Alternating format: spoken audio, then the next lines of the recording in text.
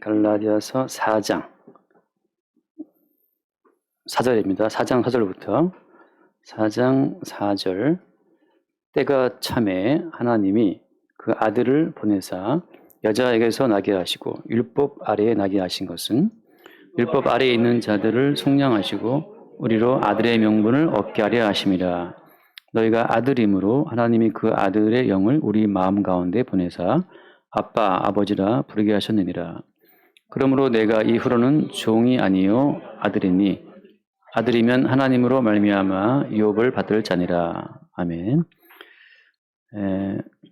아들이라 하더라도 일정한 시간 동안에는 어떤 종의 마인드로 인생을 살아갑니다.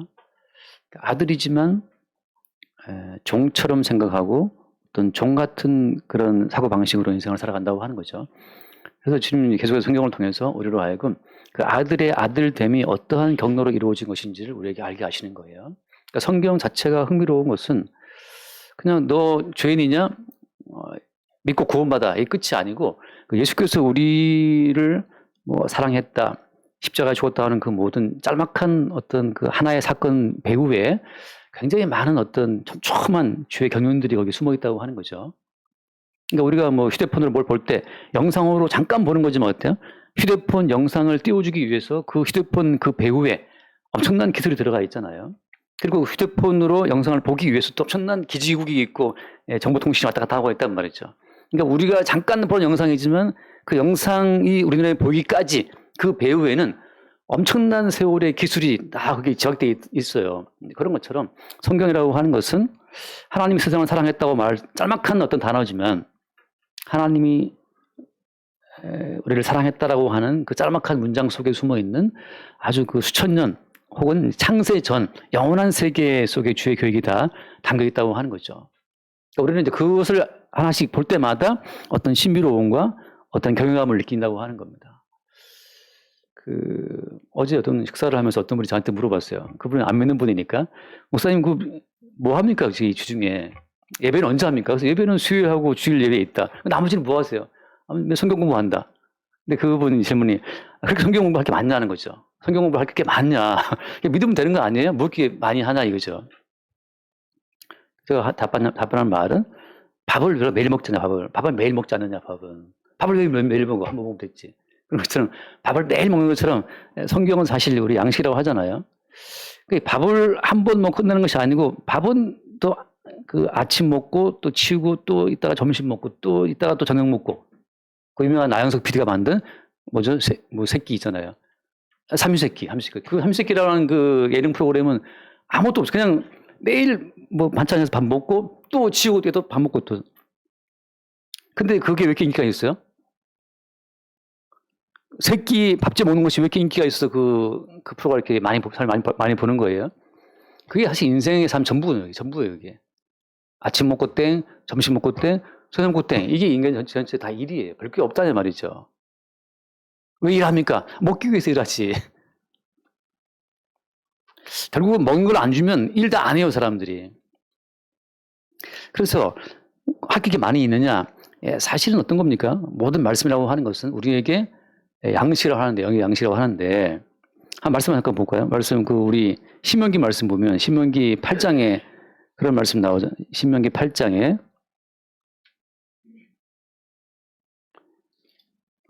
3절인가요? 3절. 너를 낮추시며 너를 줄이게 하시며 또 너도 알지 못하며 내 조상들도 알지 못하던 만나를 내게 먹이신 것은 같이 봅시다. 사람이 떡으로만 사는 것이 아니요 여호와의 입에서 나오는 모든 말씀으로 사는 줄을 내가 알게 하려 하심이니라. 여러분, 사람이 떡을 먹어 사는 것이 아니라 사실은 주의 말씀으로 살고 있는 거예요. 그냥 제가 하는 말처럼 말씀이 우리를 살게 하시니까 살고 있는 거지 밥 먹어 사는 게 아닙니다. 밥을 매일 먹어도 말씀이 오늘 여기까지 끝! 그럼 우리 인생 끝나는 거예요. 빛이 있으라 하시면 빛이 있는 것처럼 오늘 그래서 우리를 오라 하시면 우리 오늘 가는 거죠. 밥 먹고 있다가도 놓고 가는 거예요. 누가 말씀하시면 주께서 말씀하시면 40년간 만나를 먹게 했다 하는 것은 그 다음날 만나가 안 내리면 어떻게 되는 거예요? 죽는 거죠. 만나는 매일 내려와야 되니까. 일용할 양식이니까. 그러니까 내가 오늘 먹었다 하더라도 오늘 먹었지만 내일 주께서 말씀하시기를 이제 그만 살아라. 가자. 그러면 우리는 바숫갈 놓고 가는 거죠. 밥이 있다고 돈이 있다고 사는 게 아니라는 거잖아요. 그러니까 여러분 그 돈 없다고 양식 없다고 걱정 없는 것이 양식을 쌓아두고도 스티브 잡스도 가고 이건희도 가고 이병철도 가고 다 가잖아요. 정주호도 가고. 먹을 것을 쌓아두고 그 사람들이 어때요? 수백 년을 먹을 수 있어요. 그들이 벌어놓은 돈으로. 근데 주께서 말씀하시기를 이제 그만 숟가락 놔라. 그럼 놓고 가는 거죠. 그러니까 사람이 산다고 하는 것은 말씀이라고 하는 거예요. 근데 중요한 건 뭡니까? 왜 그런 말씀이 우리를 살게 하시는지, 우리의 인생을 살게 하시는 그 말씀의 경륜이 무엇인지를 우리는 알아가는 거죠. 살아가면서. 우리 왜 태어났습니까? 사람이 태어나는 것은 그냥 남자의 정자와 여자의 난자가 만나 태어났다. 끝입니까, 이게? 사람이 태어난 어떤 과학적인 원리를 우리가 말할 수는 있지만 중요한 건 뭐예요? 그럼 왜 태어났는데? 그 출생의 의미에 대해서는 아무도 몰라요, 사람들이.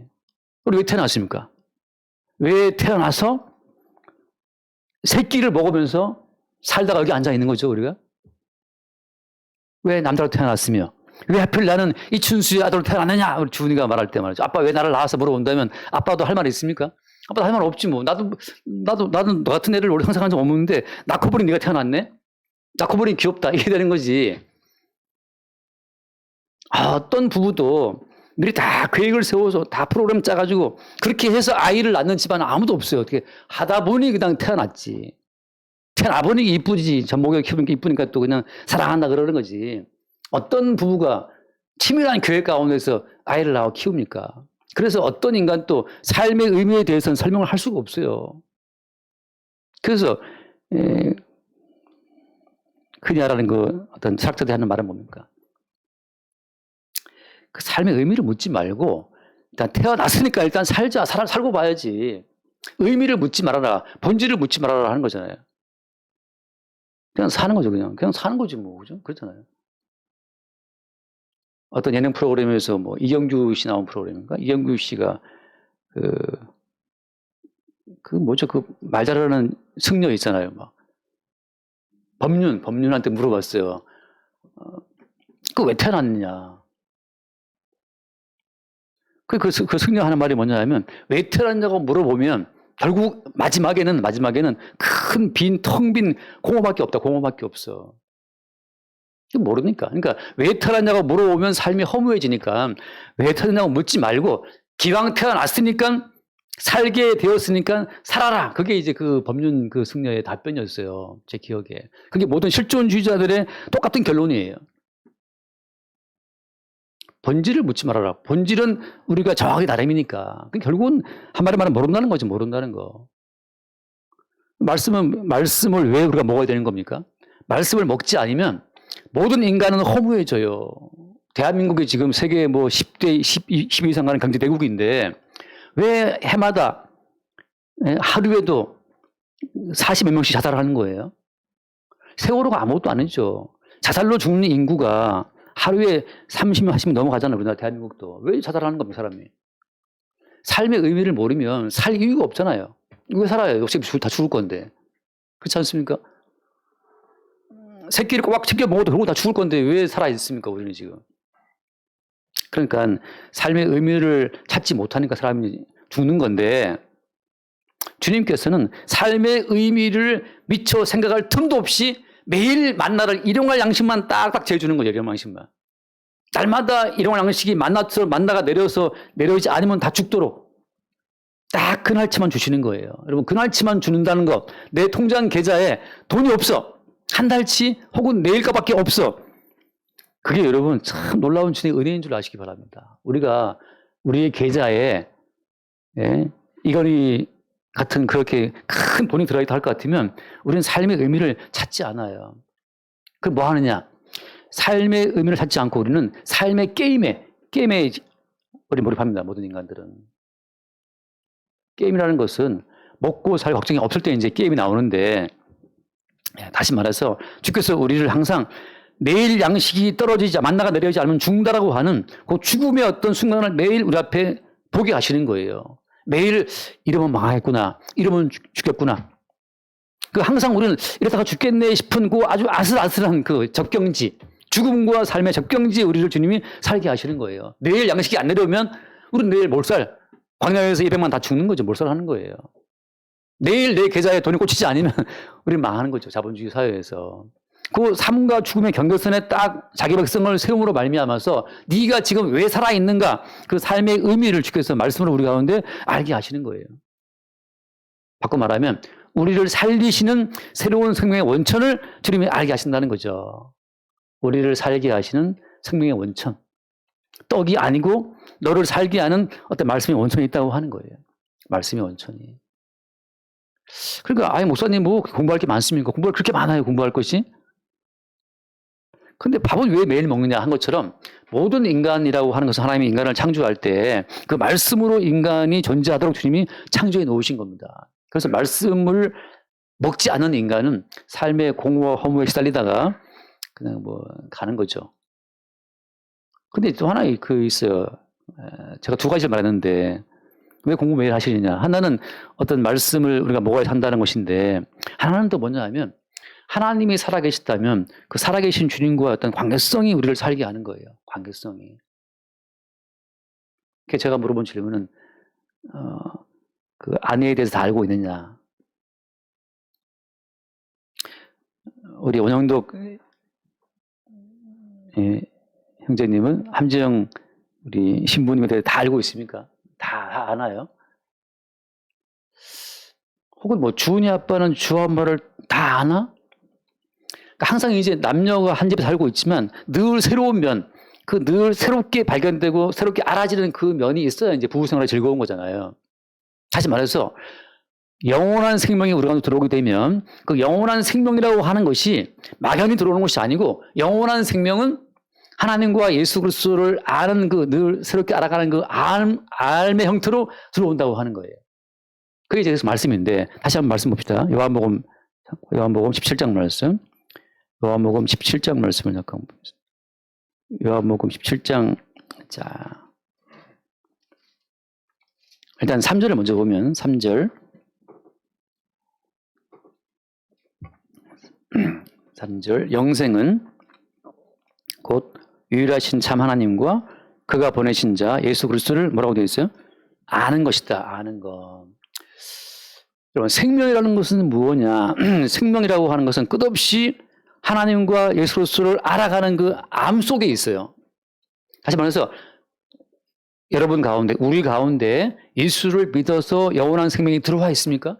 생명이 들어와 있다고 하는 것은 끝없는 어떤 갈망이 있다는 거예요. 생명이 있다고 하는 것은 어떤 갈증이 있다는 겁니다. 죽은 자에게는 갈망이 없고 갈증도 없어요. 근데 살아난 자에게는 어떤 생명을 유지하고자 하는, 생명을 이어가고자 하는 갈증이 늘 있어요. 어떤 갈증이냐? 하나님과 예수 그리스도를 알고자 하는 갈증이 있다는 거죠. 남과 여가 사랑하게 되면 어때요? 사랑이란 뭐예요? 사랑이라는 것은 끝없이 삶에 대한 갈증을 갖고 와요. 달 밝은 밤에 그대는 무슨 생각하나요? 그대가 뭔 생각하든지 그게 왜 궁금한데? 그녀를 사랑하니까 궁금한 거지. 모든 게 궁금해요. 이선희가 부른 노래가 있는데.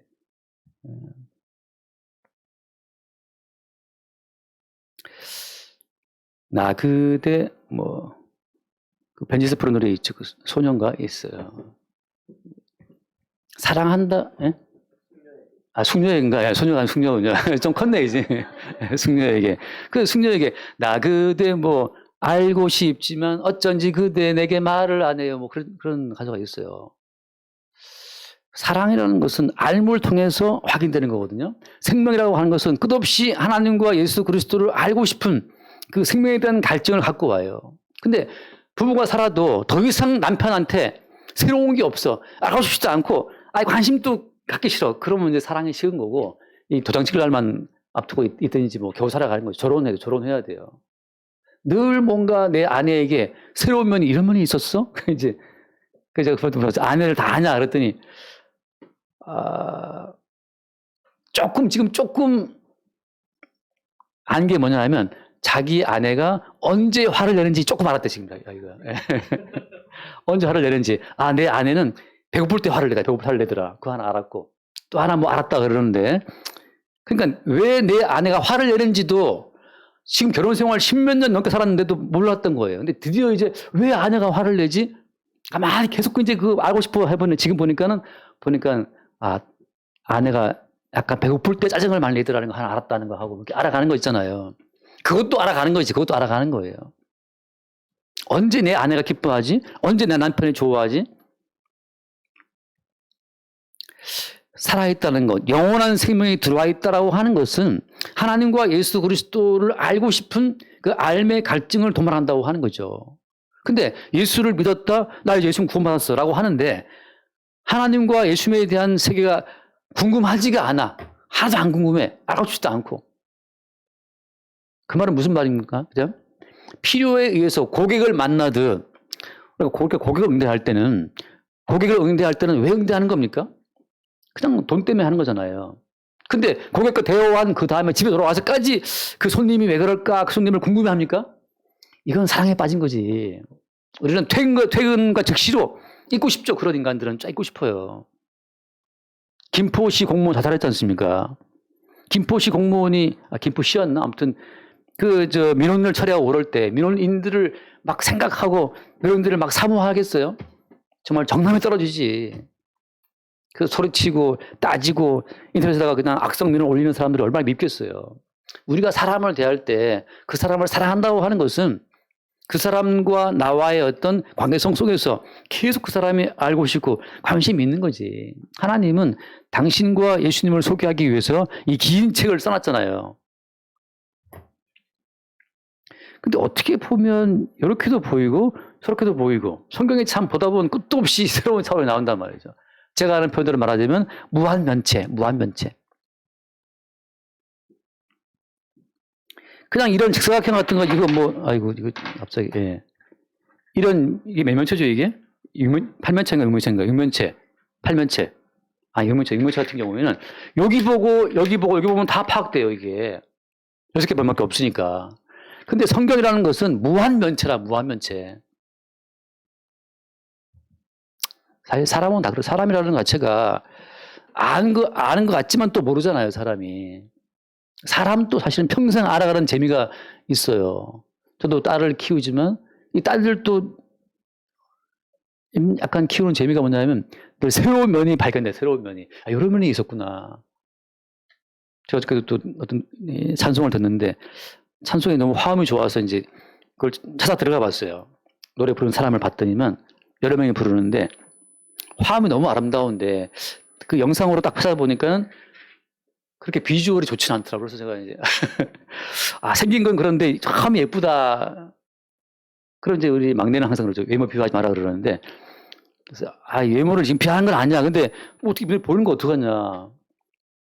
막내가 또 참. 제가 좀 외모 비하를 좀 하거든요. 비하가 아니라 평가를 해요. 평가를.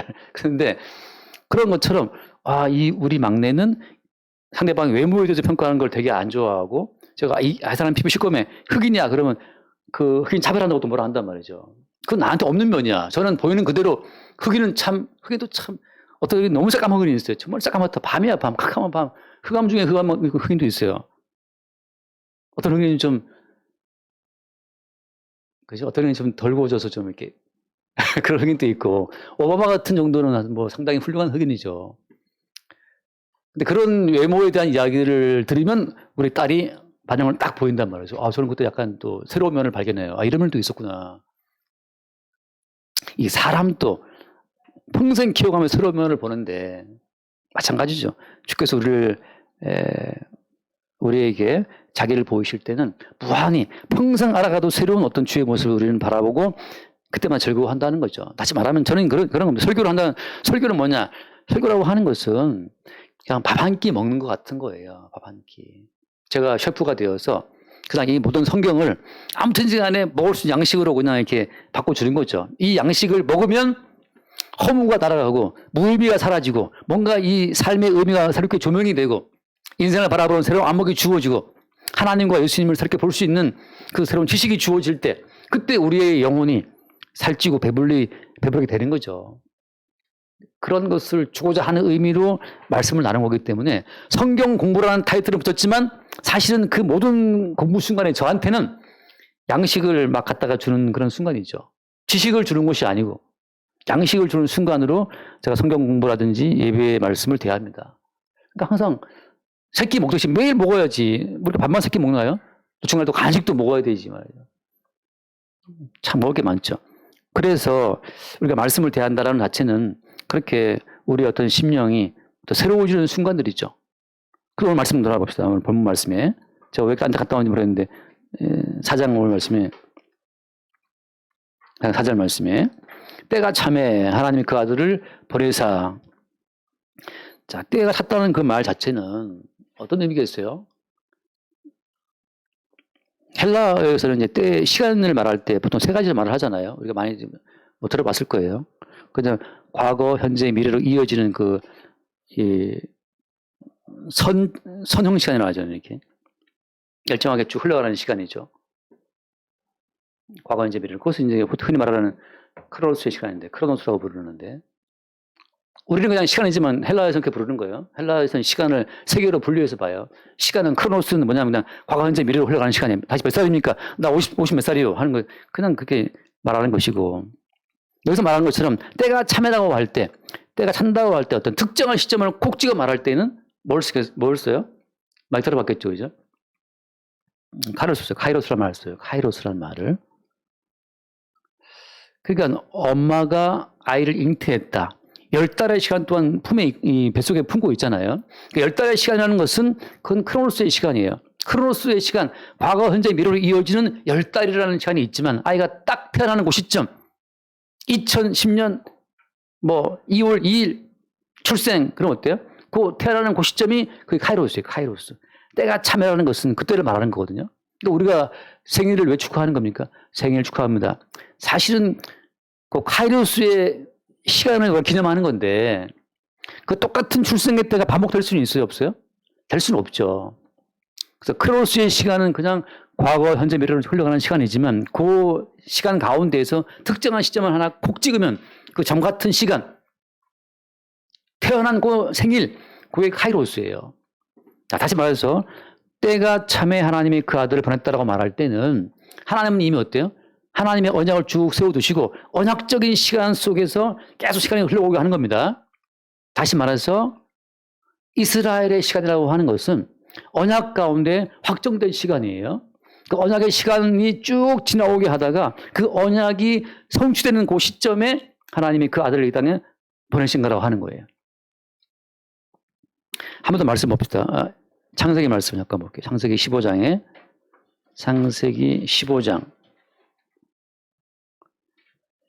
13절 말씀, 13절 말씀, 13절. 여호와께서 아브라함에게 이르시되 너는 반드시 알아라. 네 자손이 이방에서 객이되어 그들을 섬기겠고 그들은 400년 동안 네 자손을 괴롭히리니 라고 할 때, 자, 400년 동안 괴롭힌다라고 하는 400년의 시간이라고 하는 것은 어떤 시간입니까? 이 시간은 크로노스의 시간이에요.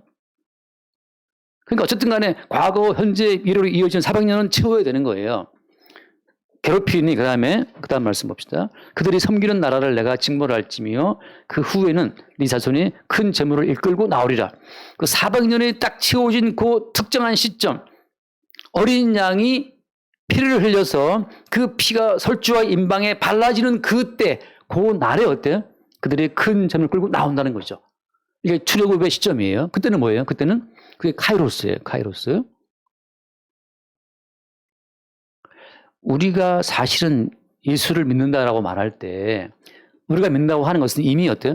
크로노스의 시간 가운데서 언약적 관점에서 이미 우리의 시간은 주의 뜻 가운데 정해져 있었던 겁니다. 이광호라고 하는 사람은 태어나서 50대 중반까지 예수를 몰라. 교회도 안 하고 아무 모르는데 그 50 몇 년인 때가 딱 차니까 50 몇 살 때 딱 어떻게 진짜 그야말로 흔히 말하는 우연한 기회에 말씀을 접하게 되고 예수를 알게 되었다. 믿게 되었다라고 하는 그 카이로스의 시간이 딱 던져지는 거죠. 그러니까 준이의 카이로스적 시간은 언제입니까? 준이가 언제 태어났지? 15년도 뭐 몇 달 며칠에 태어났잖아요. 생일까지 얘기한다는데. 그 카이로스적 시간을 항상 기념하는 거죠. Happy birthday to you 하면서. 그때는 다시 오진 않아요. 다만 그걸 기억하는 거지. 기민연사 뭐 만세 부르는 3월 1일 날 왜 기억하는 거예요? 그 3월 1일은 그 전에 뭐 손병희부터 해서 뭐 준비했지만 만세를 부르는 그 날 자체는 그게 카이로스의 시간인데 그걸 때를 우리는 매일 기념하지만 기념은 하지만 어때? 돌아오진 않아요. 그건 어떤 사건이기 때문에. 자, 이 무슨 말인가 하면 이제 하나님께서 예수를 보냈다고 말하는 것은 언제? 이미 창세기 3장 15절에서 여자의 후손에 관한 말씀을 하시면서 어때요? 이미 예언된 거예요. 자, 다시 말해서 역사라는 것은 무엇이냐? 자, 성경적으로 볼 때 역사라는 무엇이냐 하면 여자의 후손이 오기 위한 바탕이 되는 시간들이고 여자의 후손이 때가 되어 이 땅에 오시게 될 때를 기다리는 시간이에요. 역사에 대해서 수없이 많은 학자들이 역사의 정의를 내렸지만 성경에서 말하는 역사는 무엇이냐? 계시의 세계를 이 땅에 나타내고 구현하기 위한 바탕이 되는 시간이라고 하는 거죠. 그래서 여자의 후손으로 예언된 그 예수님이 때가 되어서 이 땅에 왔다고 하는 겁니다. 근데 여기 뭐라고 되어 있어요? 한번 돌아봐요. 본문 돌아와서 4장 4절에 보면 자, 때가 참에 하나님이 그 아들을 보내사 여자에게서 나게 하시고 왜 여자에게서 나게 하셨다라는 표현을 쓰시는 겁니까? 하나님이 그 아들을 보내실 때 왜 여자에게 나게 했을까요? 그 다음 또 뭡니까? 그 뒤에 율법 아래에 나게 하신 것은 자, 하나님이 아들을 보내시는 카이로스의 시간에 왜 마리아라는 여자에게 나게 하시고 율법 아래에 나게 했다는 표현을 썼을까요? 언어의 성취죠. 첫 번째는. 근데 굳이 여자라는 표현을 쓴 것은 어떤 거예요? 지금 율법과 맞물려 볼 때 하나님께서 먹지 말라. 무엇을? 선악과를 말씀했을 때 누가 그 계명을 어겼어요? 아담이 어겼어요? 여자가 어겼어요? 여자가 어겼죠.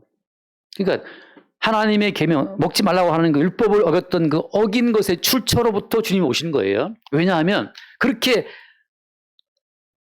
선악과를 먹지 말라 말씀하셨던 그 하나님의 계명을 어긴 그 당사자, 그 여자로부터 와야만 어때요? 근본적으로 언약을 어겼던 그 근본부터 싹 청소가 되기 시작하는 겁니다.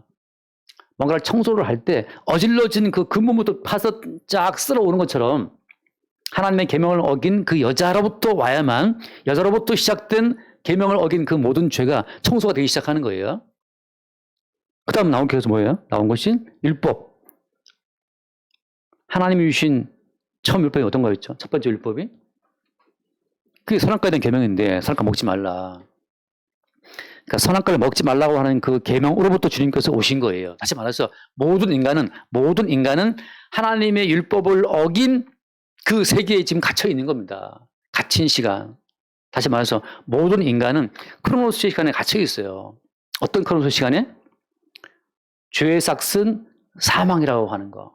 그래서 모든 인간들은 죄인으로 태어나서 죄인으로 살다가 죄 가운데 죽는 거예요. 그래서 어떤 인간의 시간도 죄 가운데 태어나 죄 가운데 살다가 죄 가운데 죽는 이 범위 가운데서 빠져나갈 수가 없어요. 그냥 고정된 시간이고 확정된 시간이죠. 여기에 카이로스의 시간이 침투에 들어오는 겁니다. 때가 참에 하나님의 아들 예수께서 그 세계에 침투에 들어오시는 거예요.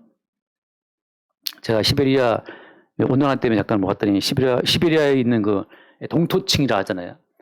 그 땅 속 한 3m까지 다 얼음 덩어리인데 영국 동토층이 녹고 있다 그래요. 서서히 녹고 있어갖고 지금 그 동토층 이외에 그 지은 집들이 막 지금 기울고 있어요. 근데 그게 녹아버리니까. 그 수천 년을 두고 얼었던 그 땅 가운데 예를 들어서 뭔가가 침투해서 얼음이 깨지는 것처럼 인간의 모든 시간은 죄 가운데 태어나서 죄 가운데 살다가 죄의 삭스로 죽게 되어 있는데 그 죄와 사망에 갇힌 인간의 시간 가운데 지금 하나님으로부터 하나님의 아들이 침투에 들어오신 거예요.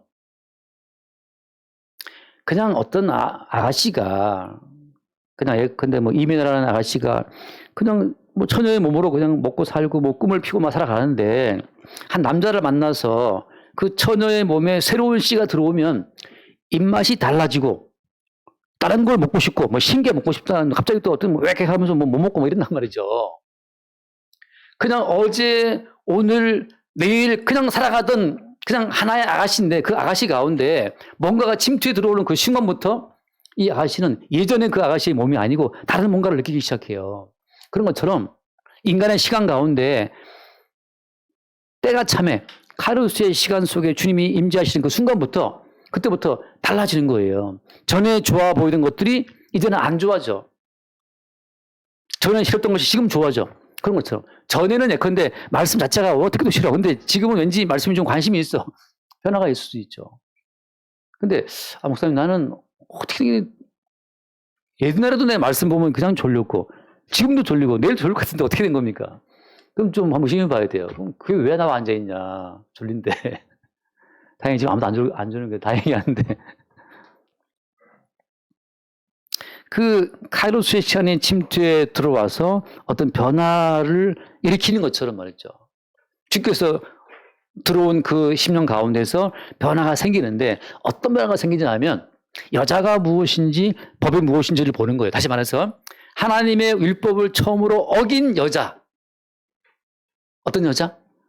막 섹시한 여자가 아니고 하나님의 계명을 처음 어긴 그 여자로서의 인간을 본다고 하는 거죠. 무슨 말인가 하면은 어떤 인간도 이제는 우리가 이 갇힌 시간 가운데 인간은 율법을 지킬 수가 없다는 사실을 봐요. 다시 말씀드릴게요. 예수를 믿는다고 말하면서도 지금 또 성경을 볼 때마다 이 말씀은 내가 지킬 수 있어. 내가 지켜야지. 이러고 성경을 보는 사람들은 그 가운데 카이로스적 사건이 일어나지 않은 사람이에요. 증거는 뭐냐? 아까 우리가 교동문 봤잖아요. 교동문 볼 때 거기 뭐라고 나와 있습니까? 이자를 위하여 이자를 받고 돈을 꿔주지 않으며 그런 말씀 나오잖아요. 아까 봤던 교동문 가운데에서. 우리가 이자 안 받고 돈 꿔줄 수 있습니까? 유대인들은 지금도 같은 동족, 이스라엘 사람에게 돈을 빌려줄 때는 이자를 안 받기도 한대. 왜냐하면 그 말씀이 나와 있는 그대로 지키려고. 이방인들한테는 엄청난 고려대금을 취하는 거예요. 근데 왠지 동족한테는 안 받아. 이방인들은 어차피 개새끼들이니까 그거 받아도 다니면 되지만 동족한테는 이자를 안 받죠. 우리 교인들이 지금 교회 속에 교인에게 돈 빌려줄 때 이자 안 받습니까?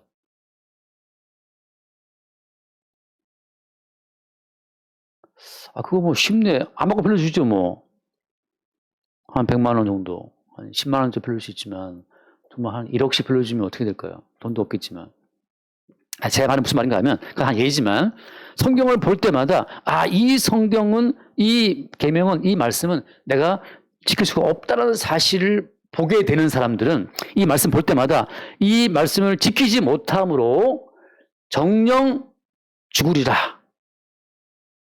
선악과를 먹으면 어떻게 돼요? 정령 죽으리라. 따라서 말씀을 볼 때마다 이 말씀도 지키지 못함으로 나는 어떻다?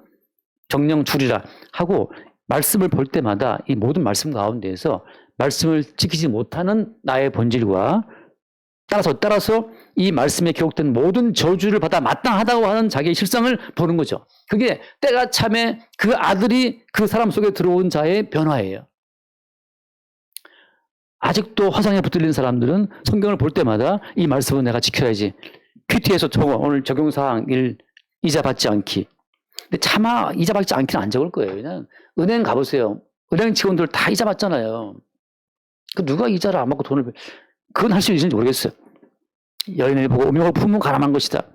오를 가라면 심리로 가야 된다. 속옷 달라면 거기까지 줘야 된다. 뺨치면 돌려대라. 그 모든 말씀대로 살아갈 수 있다고 생각하는 사람들은 아직도 자기 자신의 환상에 빠진 사람이고 크로노스의 시간에 갇힌 사람들이에요. 근데 그 아들이 때가 참에 그 아들이 오게 되면 여자에게서 나게 하시고라는 것처럼 네 태초의 엄마가 이미 하나님의 모든 계명을 어기고 율법을 어기고 이미 선악과를 먹고 정령줄이라고 하는 사형 선고를 받은 여자였다. 최초의 우리의 어머니가 이미 계명을 어기고 죄의 삭스로 주어진 사망 가운데 놓였다는 그 사실을 본다고 하는 거죠. 그래서 어때요? 그래서 그게 나올 말씀, 5절 말씀, 5절에, 4장 5절.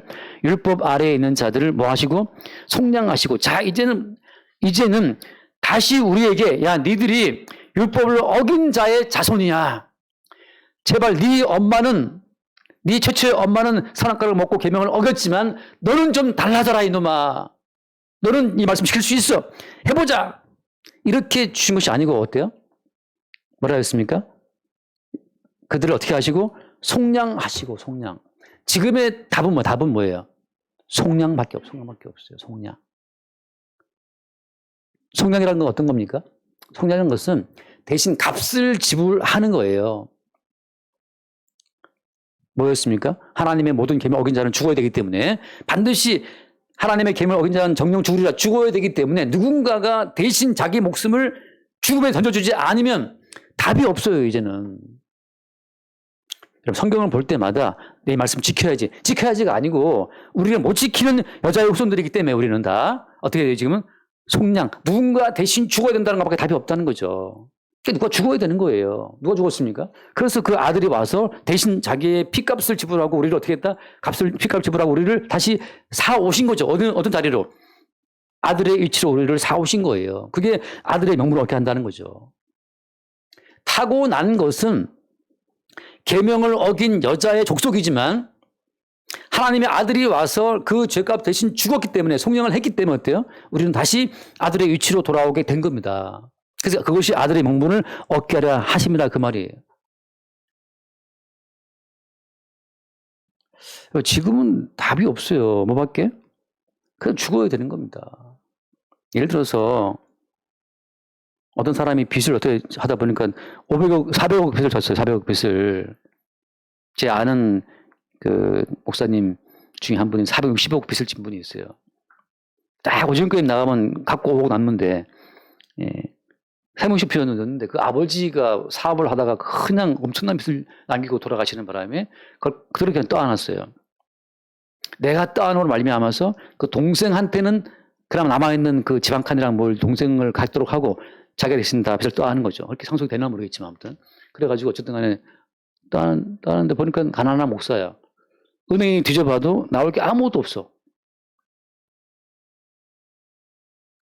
갚을 수가 없는 거죠.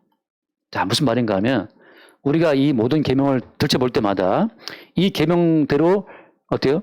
지키지 않으면 저주를 받아서 이렇게 죽어야 되고, 칼에 죽어야 되고, 기근에 죽어야 되고, 연병에 죽어야 되고, 아무튼 신명기에 나와 있는 그 모든 저주를 다 덮어쓰고 죽어야 되는데 답이 없어. 죽음밖에. 여기서 우리가 몇 개 행동해서 몇 개 말씀 지켜가지고 몇 개 계명을 지킴으로 말미암아 깔짝깔짝 해가지고 빚을 갚겠다? 못 갚는 거죠. 그런 것처럼 하나님께서 원하시는 것은 우리의 목숨이에요. 너 죽어야 돼요.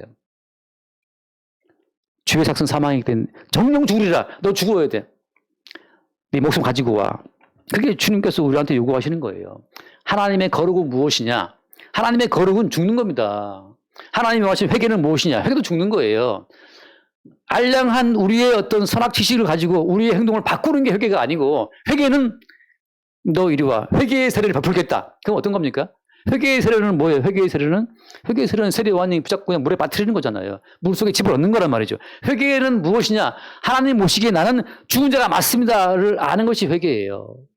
내가 오늘은 실패했지만 내일은 잘해보겠습니다. 내가 오늘은 실패했지만 내일은 내가 지킬게 말씀을. 그게 회개 아니는 거죠. 회개는 그냥 입 닥치고 죽어. 너에게 어떤 개선의 여지가 없어. 오히려 그냥 자기를 변명하고 누가 비교하면서 난 저보다 낫잖아요. 이게 인간의 어떤 심보란 말이죠. 여러분, 창녀들도 다 자기 나름대로 어떤 변명거리가 있다면서요. 사람을 죽인 살인범도 나름의 어떤 합리화시키는 변명거리가 있어요. 뭐 아빠가 나를 때려서 뭐 가난했기 때문에 그래서부터 뭐 라면만 좋아하셨어. 뭐 이런 식으로 뭔가 다 이 핑거리가 있단 말이죠. 하나님께서는 그들의 모든 입을 다물게 하시는 것이 뭐냐면 너 이리 와라. 물속에 들어가. 이게 회개의 세례야. 죽어. 회개라는 것은 주님 보시기에 나는 죽어 마땅합니다. 이걸 아는 게 회개지. 그걸 자꾸 뭐 바꿔보겠다. 뭐 바꿀 게 없어요. 답은 무엇이냐? 답은 뭡니까? 그 말씀처럼 속량하시고. 그 뒤에 말씀 봅시다. 6절 말씀. 너희가 아들임으로 하나님이 그 아들의 영을 우리 마음 가운데 보내사. 일단 누구한테 보내시는 겁니까? 일단 죽은 자들에게 예수님이 자기 목숨을 대신 지불해서 이제 너는 죽었다는 사실. 여러분, 하나님께서 이 땅을 순례할 때 뭘 보시는 거예요? 출애굽 마지막 10번째 재앙 때 천사들이 애굽을 쭉 순례하면서 다 죽이는, 장단 죽이는데 천사들은 뭘 확인하는 겁니까? 살아있다면 죽이는 거예요. 자, 다시 말해서 살아있다고 생각하는 사람은 하나님 보시기에 지금 죽어야 될 자라고 하는 거죠. 누가 지나가느냐? 나는 이미 죽었다. 이미 죽은 자들에게만 천사들이 통과하는 거예요. 패스오버 하는 거죠. 근데 누가 죽었어요? 누가 죽었죠? 어린 양이 죽었잖아요. 어린 양의 피를 발람을 알리면서 어린 양이 죽었다는 것, 천사들이 봤을 때 이미 죽음이 있네라고 하는 거. 여러분, 성도라고 하는 것은 죽음의 표징을 갖고 있는 자가 성도인데 죽음의 표가 나에게 있느냐? 그게 성도예요, 성도. 성도는 나 지금 살아있으니까 좀 잘할 수 있어. 계산할 수 있어. 바꿀 수 있어. 내가 오늘은 감사 못했지만 내가 감사할 수 있어. 나 자체를 바꾸어서 개선시키는 성도가 아니고 나는 이미 죽었습니다. 라는 죽음의 표를 붙이고 있는 자들이 성도라는 거죠. 이미 죽은 자들이란 말이에요. 죽은 자들. 나 지금 살아있는데요. 지금 살아있는 것은 왜 살아있는 거예요? 지금 살아있는 것은 그리스도로 살아있다는 거죠. 제가 하는 말은 그래서 이미 자기로서는 죽고 그리스도로 살아있는 자의 성도인데 그 사실 성도는 매 순간 느끼는 거예요. 어떤 사건을 통해서. 어린 딸도 내 마음대로 안 돼요. 그때 우리는 알지. 나로서는 죽고 내 속에 사실은 그리스도를 확인하는 겁니다. 돈 한번 버는 거? 저는 가끔 어떤 대화 보면 어떤 분들은 막 돈이 막 보이는데 길거리에. 그러니까 아무리 생각해도 돈 버는 방법이 안 보여요. 돈 쓰는 거 방법은 생각이 나. 그래, 돈 쓰려면 일단 가서 뭐 사 먹을 수 있고 놀러 갈 수 있고 할 수 있는데 어떻게 돈을 벌지? 어떻게 돈을 만들어내는 거지? 내가 아는 건 뭐냐면 가서 이제 알바해서 노가다 뛰는 것밖에 생각이 안 난단 말이죠. 지금 뭐 취업할 수도 없고.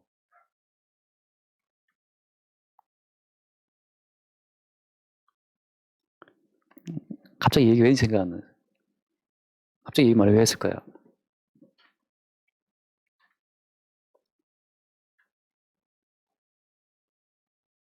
그래서 우리가 아들임으로, 예, 죽어야 된단 말이에요. 죽음. 어린 양의 피를 이맛박에 딱 붙이고 있는 사람. 그들 속에 사실은 누구다? 그리스도라고 하는 거죠. 그리스도. 그래서 주님께서는 야, 너는 이미 죽었어라고 하는, 너는 이미 죽었다고 하는 그 죽음의 자체를, 죽음의 그 진실을 알게 하시기 위해서 무수히 많은 일상의 사건들을 벌어지게 하시는 거예요. 애도 내 말을 안 들어. 남편도 내 뜻대로 안 돼. 와이프도 내 뜻대로 안 돼. 돈도 내 마음대로 안 벌려. 되는 게 아무것도 없어요. 그게 어때요? 그게 어린 양의 피가 너는 이미 죽었다는 거 딱지, 너는 이미 아웃이야. 이 산자의 땅에서 이미 아웃됐다는 그 아웃이라는 그 딱지가 붙어 있는 거예요, 표가. 무슨 표가? 어린 양의 피가. 설주가 임방에 발하던 그 피가 지금 우리 이마에 붙어 있단 말이죠. 그래서 너는 이미 죽은 자야. 네 뜻대로 네 계획도 되는 것은 아무것도 없어. 그때 우리는 우리 속에 들어와 계신 그리스도 예수로 말미암아 인생을 살아가는 자가 되는 거예요. 그때는 밥 한 끼를 먹어도 내 노력으로 만든 밥이 아니고 어린 양의 피딱지 붙어 있기 때문에 내 속에 사시는 그리스도로 밥을 먹는 거죠. 그 사실 말씀이 내가 살아도 주를 위해 살고 또 뭐입니까? 죽어도 주를 위하여 죽고 우리가 살아 죽으나 우리가 주의 것이다고 말할 때는 그때는 호흡 한번 하는 것도 내 안에 사시는 그리스도가 호흡하게 하시는 거예요. 우리 몸은 그냥 그리스도 예수의 어떤 그릇이라고 하는 거죠. 그래서 맞아 봅시다. 그래서 6절만 너희가 아들임으로 하나님이 그 아들의 영을 우리 마음 가운데 보내서 뭐라고 했어요? 아빠 아버지 부르게 했다. 아빠라고 하는 말은 이게 정말 무한정 친근한 용어인데 아빠가 감히 하나님을 아빠라고 부르는 이런 어떻게 보면 그 신성 모독일 수 있나 말할지 모르겠네. 그 당시 사람들은 하나님을 아빠라고 부르는 게 뭐 때문이에요? 이미 나로서는 이미 죽은 자이기 때문에 지금은 물 한 그릇 마시는 것도 어때요? 내 안에 사시는 그리스도로 마시는 거기 때문에 마치 엄마가 아기에게 젖을 물리고 밥을 먹이고 이유식을 먹이고 키워온 것처럼 지금 모든 성도의 삶은 밥 한 숟가락 먹고 소화시키는 것도 그리스도로 예수를 말미암아 하는 거기 때문에 그래서 우리는 어때요? 아이를 키우는 엄마의 그 자상한 사랑같이 우리의 모든 걸 챙기시는 그리스도의 어떤 살아계신 돌봄을 느낄 때 그때 우리가 아빠라고 부르는 거예요. 저는 진짜 이 목구멍이 신기해요. 어떻게 이렇게 딱 먹을 때는 기도가 열리고 또 숨 쉴 때는 또 기도가 열리고 말이죠. 근데 어떻게 콩나물 같은 거 긴 거 먹을 때 잘못 딱 걸리면 이게 걸려있을 때 좀 숨을 쉬기 힘들 때 있잖아요. 콩나물이나 아니면 있어요. 그 긴 것도 먹을 때. 그 옛날에 유명한 무슨 성우가 TV 예능 나와서 예능 찍다가 그 찹쌀떡 먹다가 그 기도에 막혀서 죽었잖아요. 그 어떤 유명한 성우 아시죠? 그 홍두깨 선생인가 뭐 달려라 하니. 그리고 그 예능 찍다가 나름 성공한 사람이 예능 찍다가 찾다 못다 죽기도 하는 것이 인생인데, 그러니까 오늘 내가 찹쌀떡 한 개를 맛있게 먹었다 이 자체도 어때요? 우리 안에 사실은 그리스도 예수로 말미암아 무사히 찹쌀떡을 먹고 소화시킨 것이기 때문에 거기에 어때요? 자상한 주의 사랑에 들어가 있는 거죠. 그때 우리는 밥 한 숟가락을 먹고 숨 한 번을 쉬고 햇반을 마셔도 아빠를 느낄 수 있는 거야. 아빠를. 뭐 그냥 감으로만 알아서 느끼세요. 저도 막내를 키울 때 항상 이렇게 뭐 조심하라 막 그 애를 쓸 때가 있단 말이죠. 근데 스스로 알아가더라고. 스스로 어느 날 콩나물 먹다가 막 칼칼하면서 막 죽으려 하다가 그다음부터 이제 콩나물 조심하더라고. 아 이게 걸린다. 잘 씹어야 된다. 이런 것처럼 다 알아들으셨죠. 무슨 말인지. 예. 그게 아빠. 그 뒤에 말씀 봅시다. 7절 말씀. 그러므로 내가 이후로는 종이 아니고 아들이면 하나님으로 말미암아 유업을 받을 자다. 하나님의 유업을 이을 자는 일단 죽어야 돼요. 누가 죽는 겁니까? 자기로서 자기를 살리고자 하는 그 종된 삶이 끝장나야 돼요. 어떤 인간도 자기로서는 자기를 살 수 없다고 하는 그 사실을 하나님이 광야에 40년 동안 확인을 하게 하신 거예요. 그래서 우리는 딱 일어날 때 내가 오늘 뭐 할 수 있고 내가 할 수 있다는 나의 어떤 그 장성한 자의 안목이 아니라 오늘 또 주님이 숨쉬게 하지 않으시면 나 숨 못 쉬어요. 주께서 오늘 나에게 밥 한 숟가락 먹게 안 하시면 난 못 먹습니다라고 하는 그 어린 아기 같은 마음. 그때 우리는 아빠를 부르죠. 아빠. 너 어떻게 살아 오늘? 나 어떻게 살지 오늘? 아빠가 안 돌보지면 오늘 그냥 우리는 아웃인데.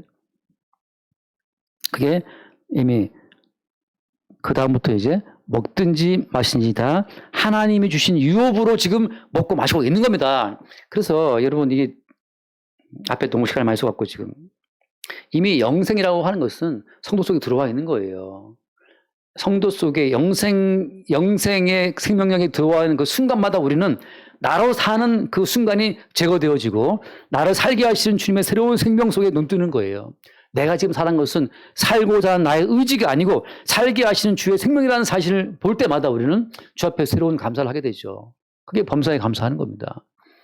날마다 우리의 삶 가운데에서 내가 만들어가는 과거, 현재, 미래, 나의 역사, 크로스의 시간이 깨지고 그 순간을 깨뜨리고 파고들어오는 카이로스의 시간, 내가 너를 위해 죽었고 내가 너를 위해 기도하고 있고 내가 너에게 새로운 생명을 주었고 내가 너에게 주는 새로운 생명을 내가 오늘 살고 있다라고 하는 그 카이로스적 사건이 날마다 예수 가운데 우리 안에 좋을 수 있기를 바랍니다. 기도하겠습니다.